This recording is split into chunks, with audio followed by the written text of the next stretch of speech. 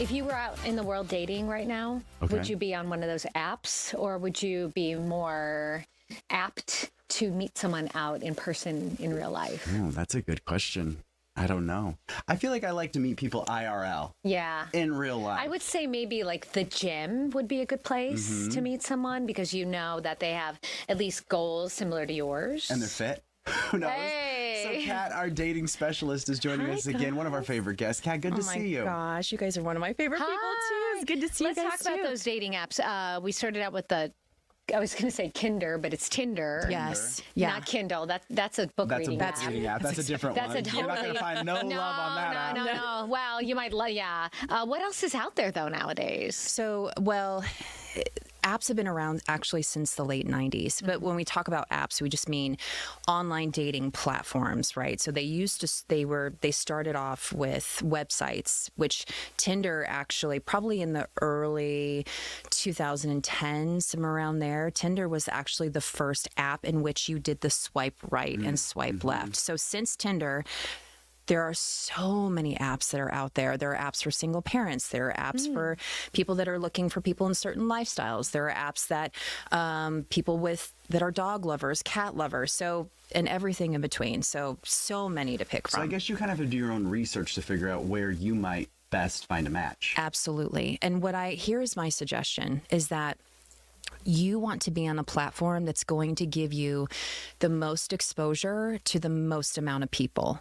Because if you're going to niche down and be on an app that's just for vegetarians, let's just say, you are taking a large pool of people and really narrowing it down to a very small pool. So your results are going to be very different versus being on a platform that a lot of people know, that allows you the opportunity to filter people out based off of your preferences. How do you know people are lying on those apps, though? I mean, the photo might be fake. Yes. All those catfishes we hear about, right? Right. The information might be fake. So the apps, they're trying to do a better job of verification.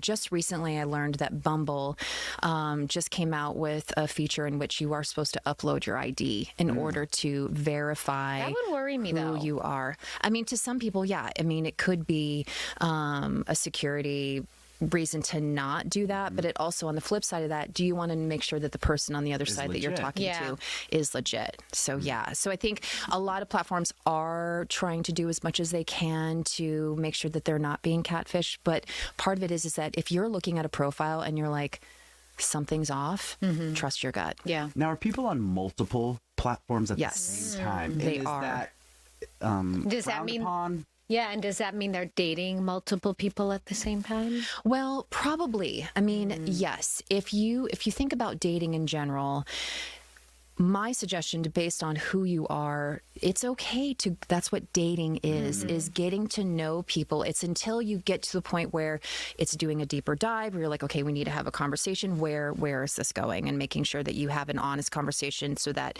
if you're going to be exclusive, you're going to be exclusive.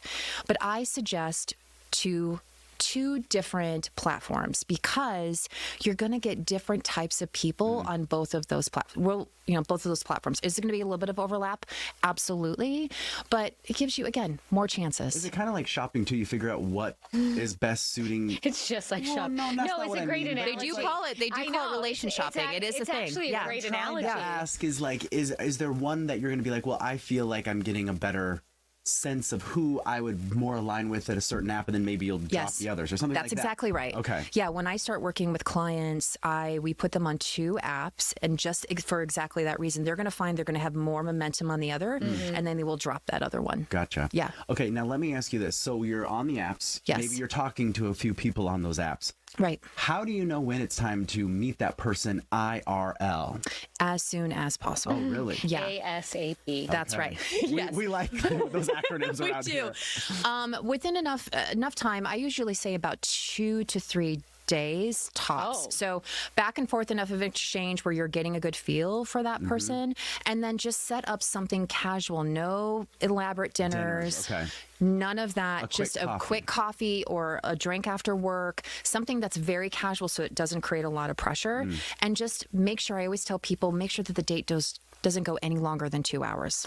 We had a story that we ran several weeks back. Do you remember? We were talking about how fast food is okay for a certain generation as a first date. Oh, yeah. Like, it's okay to go to McDonald's to pick up a cheeseburger and that's your date? There's something romantic about that. The new currency now is what people are looking for is authenticity, effort, and consistency. Whether it's McDonald's, whether it's Starbucks, whether it's a picnic in the park, anything in between, that's what people are really looking for. So you can still be consistent and put in the effort. You could go to McDonald's and maybe do something creative where, doing something with the burgers and creating a tower. I don't know, something fun. Right. But maybe you guys just really like McDonald's. Or you those Oreo McFlurries. Come on, hey, the caramel sundae. I'm all about the caramel sundae. Right. Give me an Oreo McFlurry. We have our next guest is a health and fitness expert watching us saying no McFlurries. I know. No McFlurries. I was talking to her behind, no caramel sundaes. That's right. How do people get in touch with you to get a little bit more information, maybe get started on this journey? Because it's difficult. Yes. So you can go to my website, scottsdalematchmaker.com, or you can just follow my TikTok at Kat Cantrell. I give all kinds of dating advice there. Thank you. It's great to see you. We love when you come in. Good to see you guys good too. advice. We'll have you back in a couple weeks. Thanks so much.